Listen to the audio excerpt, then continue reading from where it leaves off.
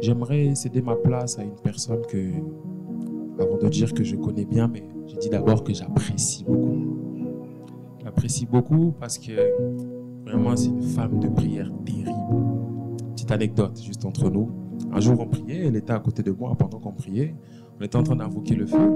Et d'un coup je sens des mouvements, il y a le feu, des choses comme ça. J'ouvre juste un œil, je la vois en train de s'agiter, de taper les mains. Je me dis, hé, je ne sais pas qui elle est en train de cibler, mais c'est chaud pour la personne.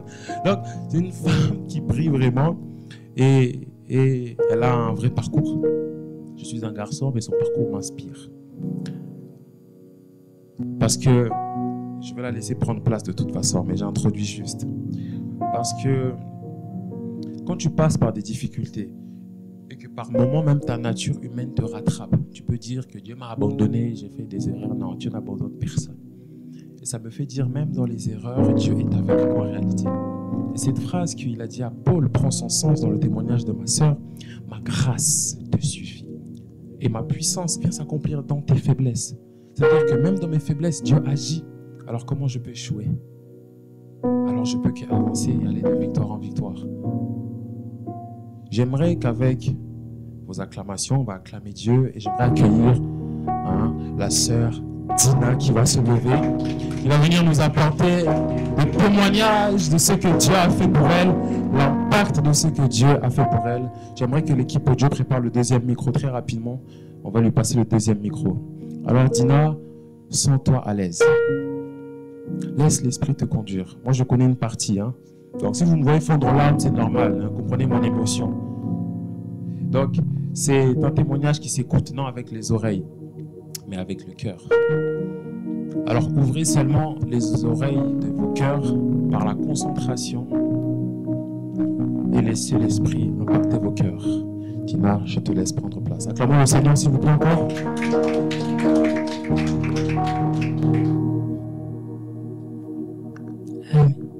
Shalom, peuple de Dieu.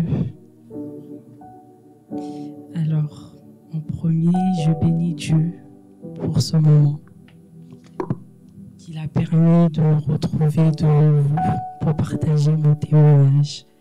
Et je bénis l'homme de Dieu, Lévi, d'avoir permis ce moment aussi et de m'avoir fait confiance. Et ensuite, je bénis Dieu pour la présence de tout un chacun. Et que j'espère que ce témoignage touchera une ou deux personnes et donnera de la force et de la persévérance à tout un chacun de vous. Je vais essayer d'être bref parce que c'est très long. Je vais essayer d'être vraiment court. J'ai 30 minutes, c'est ça? Okay. Alors, pour commencer, durant mes épreuves, j'ai compris que Dieu était fidèle. Il était fidèle en toutes choses. Que Dieu ne regarde pas, en tout cas pour ma part, il n'a pas regardé mes péchés, ma vie de débauche, le mal que j'ai pu faire. Il a été fidèle et il m'a fait grâce. Donc, pour commencer, tout a commencé un peu quand j'étais au collège. J'ai toujours été une personne qui voulait être entourée de beaucoup de monde, des amis, être populaire, comme on dit, avoir plein d'amis par-ci, par-là, échanger mes vêtements avec certaines copines, se prêter les vêtements. Je ne me rendais pas compte que un vêtement, c'est une personne. On se prêtait nos vêtements, on se prêtait même tout et n'importe quoi. Et au fur et à mesure du temps, j'ai rencontré dans mon parcours certaines relations qui étaient très très très dures. J'ai toujours eu ce sentiment depuis l'école, depuis le collège, d'être incomprise. Je ne sais pas qu'est-ce qui provoquait ça, mais j'ai toujours senti ce vide dans mon cœur. Pourtant, mes parents nous ont toujours traités pareil avec mes sœurs. Il n'y a pas eu de préférence ou quoi, mais je me suis toujours sentie à part, différente. Je me disais, mais en fait, je suis un échec.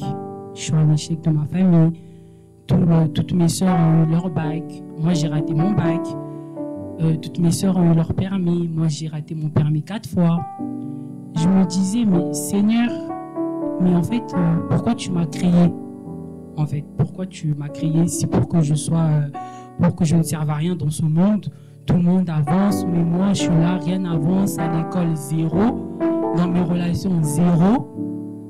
L'attente avec mes sœurs, 0. Je ne m'attendais pas avec mes sœurs. Je créais tout le temps des problèmes. En fait, j'étais problématique. Je créais des problèmes avec tout le monde. Tout le monde, partout. À l'école, à l'église, partout. J'étais problématique. Je me disais, mais Seigneur, mais en fait, pourquoi tu m'as créé?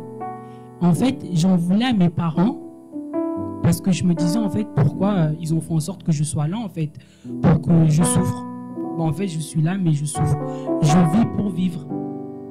Du coup, j'avais tellement mal. Je ne peux pas expliquer le mal-être que j'avais. J'étais mal, sans pour autant qu'on me fasse forcément de mal ou quoi. Mais j'étais mal, je souffrais, je ressentais un vide sans arrêt. Et du coup, pour pouvoir me venger, entre guillemets, en fait, je faisais constamment du mal à ma mère. En fait, parce qu'en fait, je voulais qu'en gros, qu'elle paye un peu, entre guillemets, le mal. Parce que pour moi, je me disais qu'en fait, c'est de sa faute si je suis au monde. Donc en fait, elle va payer. Du coup, je faisais n'importe quoi, je fuguais, je mentais pour rien. Je faisais vraiment n'importe quoi parce que mon but, c'était de lui faire mal à elle. Parce qu'en fait, je me disais, si je suis là, c'est de sa faute. Du coup, quand moi j'ai mal, elle aussi, elle va avoir mal. Du coup, je lui faisais sans arrêt de mal. Elle était convoquée tout le temps à l'école. Oui, Dina fait ceci, Dina fait... En fait, tout le temps. Tout le temps. Et... j'ai fini le collège, je suis rentrée au lycée. Au lycée, c'était pareil, échec sur échec. Je crois que j'ai jamais eu 10 de moyenne. Je crois que j'étais toujours en dessous, mais vraiment échec. Et j'étais toujours j'avais un manque de confiance en moi. Je savais que j'étais une belle femme, mais je sais pas. Je me disais, je sais pas, j'arriverai pas. Je suis pas assez bien pour arriver. Je suis pas assez bien pour réussir. En fait, j'étais mal. J'étais tellement mal que, en fait, personne ne pouvait comprendre cette douleur que je pouvais ressentir. J'avais l'impression que personne ne me comprenait. Ma mère, elle ne me comprenait pas. Mes sœurs, n'en parlons même pas. En fait, j'étais incomprise. Je pleurais tout le temps. Tout le temps, je pleurais. Et je pleurais. Et j'ai rencontré certaines relations durant mon parcours qui s'est pas très bien passé. Des relations amoureuses, qui s'est pas très bien passé. Parce que même dans mes relations, j'avais tellement un manque que je voulais faire combler ce manque-là par une personne. Alors que non, il fallait pas. J'avais tout le temps besoin de me sentir aimée, entourée par quelqu'un, par des amis, par mes copains à l'époque. J'avais tout le temps besoin comment je peux dire, j'avais tout le temps besoin de combler ce vide-là, en fait, avec les êtres humains. Du coup, en fait, mes relations, c'était d'échec en échec. Échec en échec, échec en échec, échec en échec. Et un jour, j'ai au téléphone avec ma mère. J'ai dit à ma mère, maman et tout, je suis pas heureuse. Je comprends pas, mais je suis pas heureuse. Et je me suis mise à pleurer.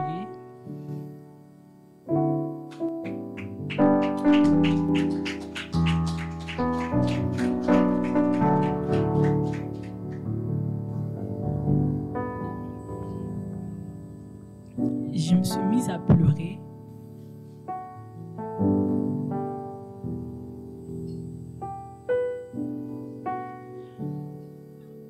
En fait, c'est très dur, ce témoignage.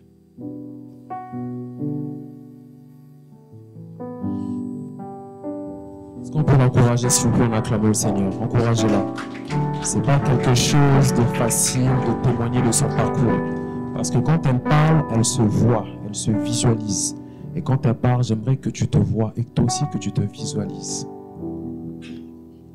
Courage, grande dame. J'ai dit à ma mère, mais en fait, maman, je suis pas heureuse. Je comprends pas pourquoi je suis pas heureuse. En fait, toute ma vie, je suis pas heureuse. Ma mère, elle s'est mise à pleurer. Elle s'est mise à pleurer. Elle a commencé à prier.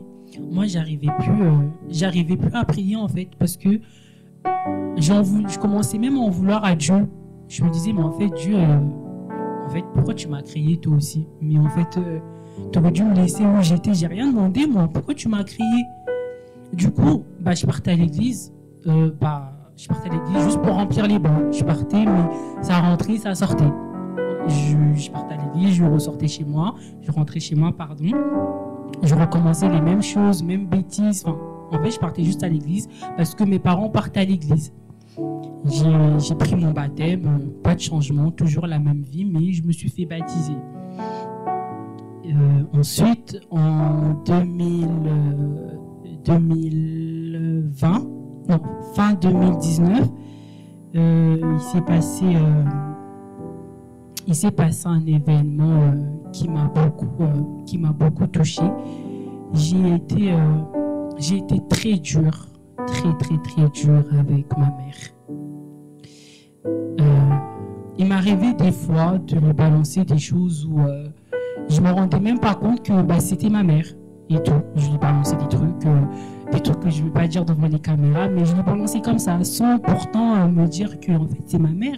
Elle aussi, elle a un cœur, que ça lui fait pas plaisir de me voir comme ça souffrir. Non, en fait, je m'en foutais tellement, je voulais qu'elle paye, je lui balançais tout et n'importe quoi.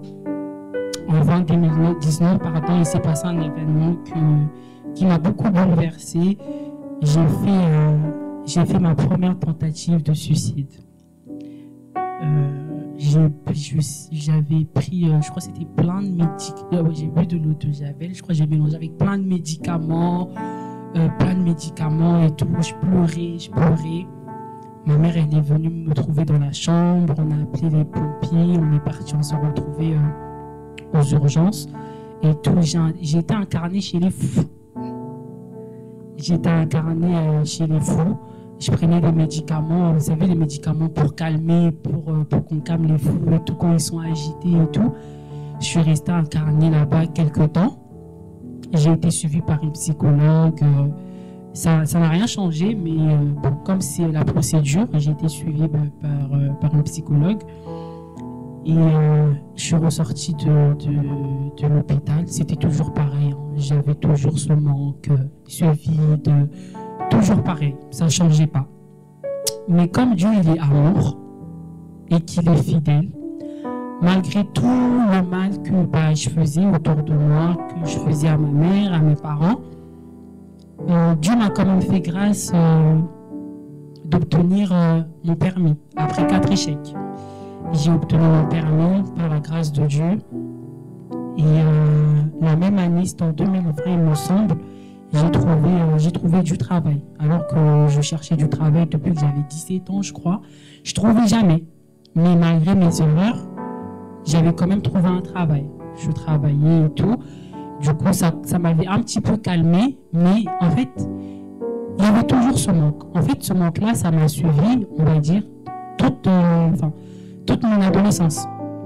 Malgré que j'avais mon permis, j'avais ma voiture, j'avais mon travail, j'avais mes parents, mais j'avais toujours ce manque. Je me sentais toujours incompris, je me sentais toujours mal. Je ne comprenais pas.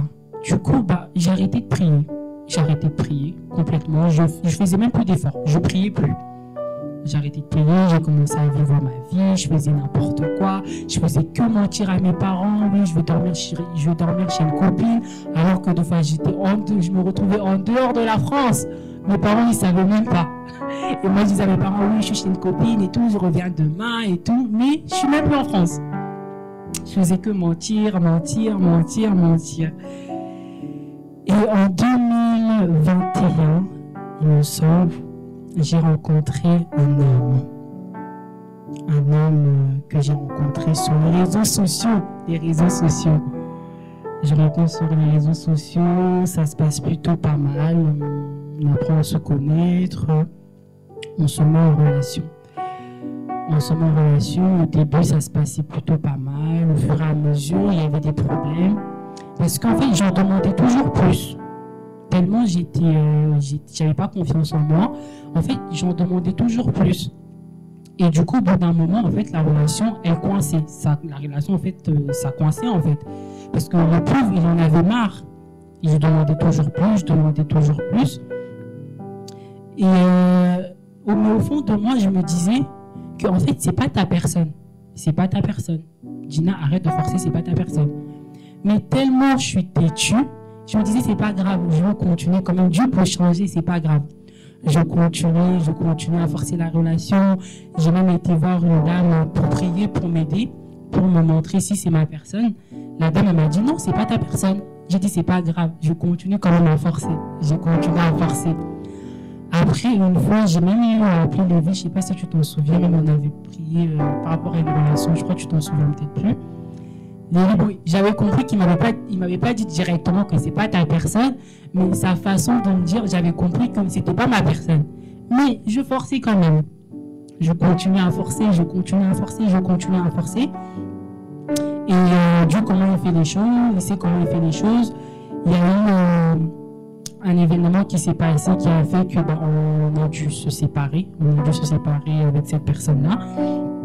Quand on s'est séparés, c'est là que le chaos a commencé. C'était en 2021, 2022, je ne sais plus. En fait, je pensais que j'aimais tellement cette personne-là que j'étais incapable de vivre sans lui. Quand on s'est séparés, il a continué à faire sa vie. Moi, je suis restée à faire ma vie aussi.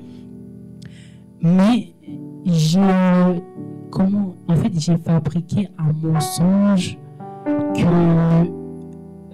je pourrais pas dire devant les caméras, que même moi je croyais à ce mensonge-là, un mensonge que je sais pas si j'étais folle, je sais pas, en fait j'ai fabriqué un mensonge de toute pièce, quelque chose qui n'a jamais existé, que j'ai inventé, quelque chose où j'ai vécu avec ce mensonge-là pendant 8 à 9 mois, je crois. J'ai vécu avec ce mensonge-là pour le bloquer, pour qu'il ne me quitte pas, pour qu'on ne se sépare pas. Tellement je forçais, en fait, pour être clair. Je forçais. Lui, il ne voulait pas, mais moi, je forçais. J'ai vécu dans ce mensonge-là pendant 8 à 9 mois. Et le jour que le mensonge a éclaté, comme on dit, la vérité prend les escaliers. Dina, continue seulement. Le jour que le mensonge a éclaté, ça c'était fin 2022, je crois. Le jour que le mensonge, j'étais en panique totale. Là, il faut savoir que j'étais plus chez mes parents, j'étais chez moi déjà, dans un foyer de jeunes travailleurs. Le jour que le mensonge a éclaté, j'étais tellement pas bien parce que en fait c'est là que j'ai réalisé la gravité de la chose, les conséquences que ça aurait pu engendrer, le mal que j'avais fait autour de moi. Sur le coup de panique, j'ai pris un couteau, mais vraiment un long couteau que j'avais chez moi. Je me suis poignardé avec un long couteau. Mais ce qui est bizarre, c'est que quand en fait je me poignardais, le couteau ça rentrait pas. Mais quand je vous dis, j'ai pris toute ma force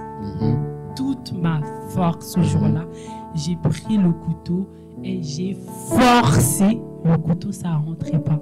J'ai dit mais c'est quoi cette affaire? Je vais recommencer. J'ai éloigné, j'ai dit bon, je vais faire plus vite. Boum! Ça marchait pas. J'ai dit bon, je vais faire plus doucement. Je prends le couteau, je refais le même geste, au moins 5 à 6 fois. Le couteau, ça rentre pas. Ça rentre pas, mais ça me fait une petite égratignure. Et j'ai pas compris comment ça se faisait. Je vois les voitures des pompiers devant ma maison qui frappaient. Ouvrez la porte, madame, ouvrez la porte et tout. J'ai dit non, j'ouvre pas. Ils me disent oui, si vous n'ouvrez pas la porte, on va casser la porte, ouvrez la porte et tout. J'ai dit non, j'ouvre pas la porte et tout. Et après, j'appelle une copine à moi à l'époque et tout. Je lui dis qu'il y a les pompiers devant chez moi. Elle me dit oui, Dina, ouvre la porte et tout. J'ouvre la porte, on me prend. On me ramène à l'hôpital. Et quand on me ramène à l'hôpital, j'ai failli m'enfuir. J'arrive à l'hôpital, on me place, j'attends d'être reçu par le médecin.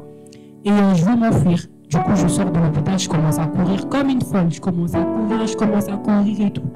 Après, les policiers, ils mettent les gyrophares, ils commencent à me suivre pour que je m'arrête et tout. Et moi, je commence à fuir. Et les policiers, ils s'arrêtent. Ils descendent de leur voiture, ils me prennent, ils me mettent dans la voiture. On repart du coup à l'hôpital. Parce que du coup, il fallait que je sois quand même cousu et tout. On repart à l'hôpital et ils me ferment. Vous savez, comme les fous, je sais pas comment vous expliquer. Il y a des trucs où on attache un peu les gens en psychiatrique, les pieds, les mains. En fait, j'étais vraiment attachée comme une folle.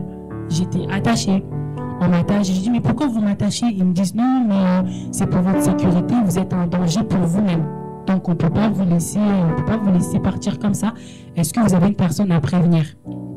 À cette époque-là, je voulais ni parler avec ma mère, ni mes soeurs, ni personne. Personne ne savait que j'étais là en fait. Et du coup, je dis non, je veux prévenir personne. Et du coup, le médecin il me reçoit, il me fait des points de suture. Je passe la nuit à l'hôpital et le lendemain ils me disent oui, est-ce que vous voulez prévenir quelqu'un? Je dis non, je vais rentrer toute seule. Quand je rentre, je pars chez une amie à moi qui prévient ma mère que j'étais chez elle.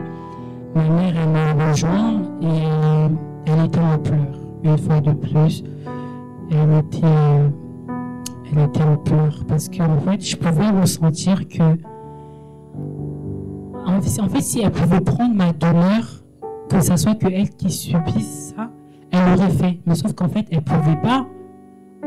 En fait, elle, tout ce qu'elle pouvait faire, c'était de prier pour moi, me soutenir. Je pouvais voir dans ses yeux qu'elle souffrait, que j'étais pas la seule qui souffrait, qu'elle aussi elle souffrait. Mais en fait, moi, je m'en foutais, clairement. Que je me disais, on va souffrir ensemble, c'est tout. Moi, j'ai rien demandé. En fait, c'était vraiment ça. Et elle vient, elle pleure, on prie. Et je reste quelque temps chez une amie à moi. Ça se passe pas très bien. Je rentre chez moi. Je déménage, je viens habiter sur Paris. Quand je viens habiter sur Paris, une copine à moi qui me propose d'aller dans une église sur Paris. Je voulais pas y aller ce jour-là. Je voulais pas aller à l'église. Elle m'a dit non, Dina, viens et tout. Si t'aimes pas, tu restes pas. Et si t'aimes bien, tu restes. Le dimanche, on se prépare, on part à l'église. Quand on arrive à l'église, pendant que le pasteur est prié, je me suis sentie en fait touchée par un sujet de prière qu'il avait donné ce jour-là. Et du coup, j'avais décidé de commencer à venir régulièrement dans cette église-là. Et il y a eu un séminaire dans l'église en question où je suis partie, on a prié. Et pendant que je commençais à partir dans cette église-là, en fait, je sentais que le vide que je ressentais, il disparaissait. Je ne sentais plus ce vide-là, je ne sentais plus ce manque, je ne le ressentais plus. Un jour, j'ai appelé ma mère, j'ai dit, mais maman, tu sais, le vide que je ressentais là, je ne ressens plus rien. Tout d'un coup, comme ça, je ne sais pas, je n'ai pas de manque, je me sens heureux, je me sens bien, je ne sais pas pourquoi. Et c'est là ma mère elle m'a dit, oui, Dieu il est grand, continue à prier, continue à t'accrocher. J'ai continué à m'accrocher, j'ai continué à prier, j'ai prié. Et je me disais, un jour j'étais dans ma chambre, chez moi, en priant, je me suis dit, en fait, Dieu, je veux plus que tu me donnes le mariage, les enfants, en fait, je veux plus. Tout tout ce que je veux, c'est que tu fasses de moi ce que toi tu veux que moi je sois. Juste ça. J'ai dit parce que j'ai trop vécu comme moi je voulais, mais en fait je suis fatiguée de faire les choses comme moi je veux faire. Cette fois-ci, en fait, je te laisse prendre la première place. Si tu veux que je reste célibataire toute ma vie, j'accepte. Mais en tout cas, fais de moi ce que toi tu veux que moi je sois. Maintenant, je ne priais plus pour le mariage. En fait, je priais juste pour être une femme de feu, être une bonne personne. C'était devenu ça ma prière. Je priais au fur et à mesure, je ressentais plus ce vide. J'ai dû changer de poste, à avoir un poste un peu plus élevé au travail. Quand j'ai commencé à fréquenter cette église, j'ai eu à rencontrer mon mari dans cette église-là. Dans cette église-là, je ne le connaissais pas. Pourtant, dans ma tête, je m'étais dit, les relations, c'est fini. Maman, je veux rien savoir, les hommes. Je veux rien savoir, qu'ils restent loin de moi, je veux plus. J'ai dit, Seigneur, je veux plus. Et tout. Et un jour, j'ai fait un rêve où j'ai rêvé du pasteur de l'église où je partais, qui me dit, dans le rêve, ce qui est passé est passé. Concentre-toi sur l'avenir. Pour moi, en fait, c'était un message parce que comme j'avais dit à Dieu que je veux plus les relations, pour moi, en fait, c'était une réponse. C'était une réponse. Et j'ai rencontré mon mari dans cette église-là. On s'est mariés. Et là, maintenant, je suis mariée. Dieu m'a fait grâce de trouver mon âme sœur, comme on dit. Amen. Est-ce qu'on peut acclamer le Seigneur? Acclamer. Waouh, gloire à Dieu. Mon âme sœur, c'est fort. Je vais lui répéter ça. Dieu m'a béni. Il m'a béni au-delà de ce que j'espérais. Amen. En fait, mon mari, c'est un homme que j'ai toujours voulu. En fait, Dieu, il n'a pas tapé à côté. En fait, de A à Z, c'est vraiment ce que j'ai toujours demandé à Dieu, en tout et pour tout. Et on s'est mariés. Pendant les préparatifs de notre mariage, il y a eu des combats. Mais j'avais déjà demandé à Dieu de me donner les armes qu'il me faut pour combattre le bon combat. Du coup, les combats, j'avais plus peur d'affronter ou de me dire que j'arriverais plus, parce qu'en fait, je me disais, de là où Dieu m'a sorti, c'est pas les petits sorciers qui vont me faire peur. Amen. Donc, tous les obstacles que j'ai pu rencontrer, en fait, j'avais cette assurance de me dire que, en fait, Dieu m'a appris de la boue.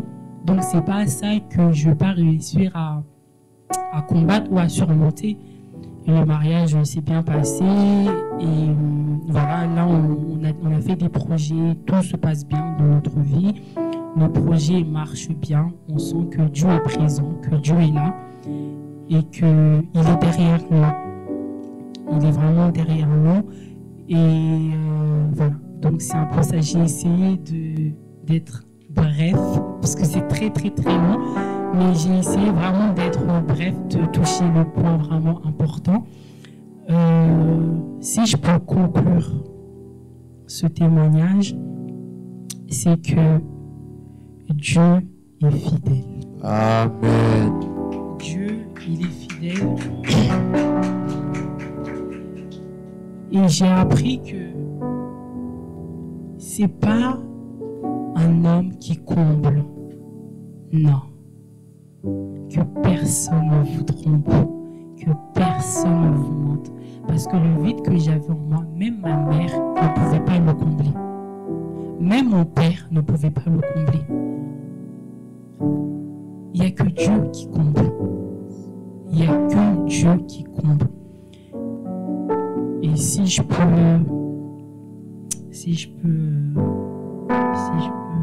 donner un conseil, entre guillemets, à une personne qui est ici, qui passe par des situations compliquées, qui se dit que je n'arriverai pas, qui se dit que c'est trop dur, qui se dit que pour moi c'est fini.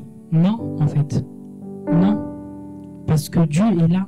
Parce que tant que Dieu n'a pas dit son dernier mot, en fait, c'est pas fini. Et c'est pas fini. Et moi, j'ai appris aussi qu'il faut être... il faut laisser Dieu faire. il faut pas qu'on force les choses. Parce qu'en fait, là où toi tu forces, si Dieu ne te voit pas là, tu pourras beau forcer, donner tout ce que tu as à donner, mais ça marchera pas. Parce que Dieu n'est pas dedans. Donc, pour moi, ce que je peux vous dire, c'est de faire confiance à Dieu. Lui laisser vous guider dans toutes choses, dans les décisions, que ce soit pour le travail, pour l'école, pour tout. Et surtout être disposé à recevoir la bénédiction. Amen. Parce qu'on peut demander quelque chose, mais on n'est pas disposé à recevoir.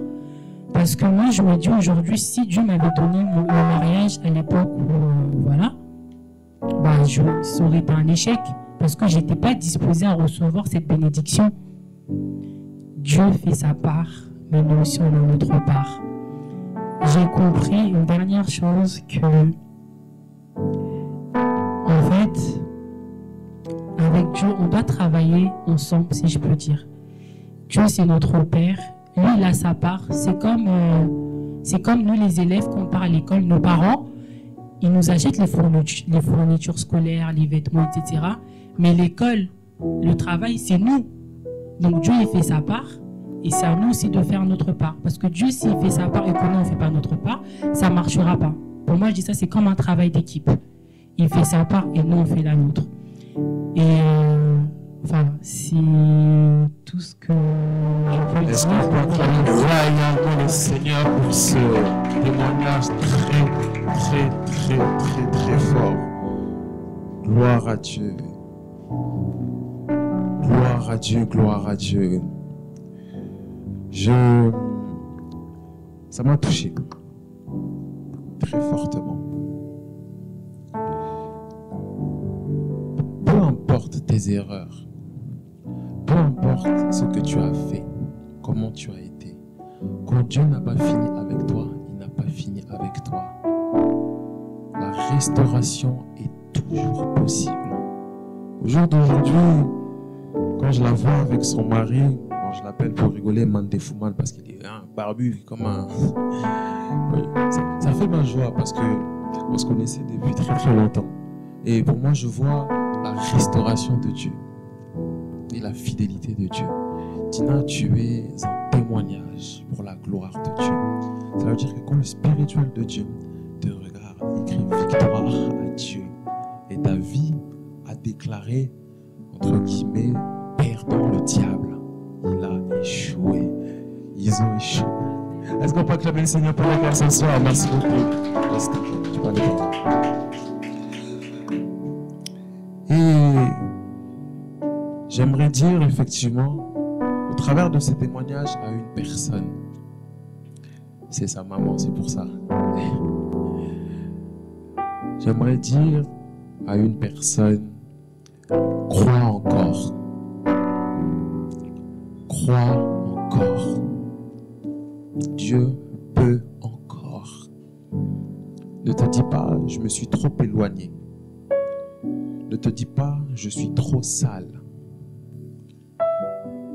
Jésus n'est pas venu pour les saints ni pour les parfaits, mais Jésus est venu pour nous les imparfaits, afin de nous amener vers sa perfection. Et quand Dieu n'a pas fini, n'arrête pas le match.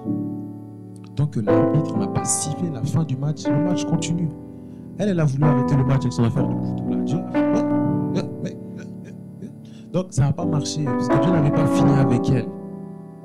Elle devait témoigner de Dieu, et c'est qu'un début. Et c'est toi aussi ton cas. Crois encore. Espère encore. Et ce que j'ai aimé dans son témoignage, c'est qu'elle a trouvé restauration en venant à l'église. Ce n'est pas en vain. Parce que quand on vient à l'église, il ne faut pas venir pour moi. Moi, je n'ai rien pour toi. Je n'ai rien. Si tu viens pour moi, tu es à perte. Il faut venir pour Dieu. Parce que le Dieu qui est présent en ce lieu, c'est lui qui commence un travail de restauration. Sa restauration est venue quand elle a mis les pieds, ou plutôt quand son cœur a mis les pieds à l'église. Parce qu'elle a dit auparavant, elle partait à l'église, mais son cœur n'y était plus. Quand son cœur a mis les pieds dans l'église, le Dieu de l'église a commencé à travailler. Et quand elle a changé maintenant sa mentalité, elle a dit, je ne prie plus, Seigneur, donne-moi, donne-moi. Mais Seigneur, transforme-moi, transforme-moi. Et sa prière est inversée. Cherchez premièrement le royaume des cieux, le royaume de Dieu, et le reste viendra après. Elle a cherché premièrement Dieu. Elle a cherché premièrement le royaume de Dieu. Et le mariage est venu se coller. Elle n'en voulait même plus, mais c'est venu directement. Boum. Cherche premièrement Dieu. Tu as trop cherché à gauche, trop cherché à droite, à combler ce vide, ce que tu ressens.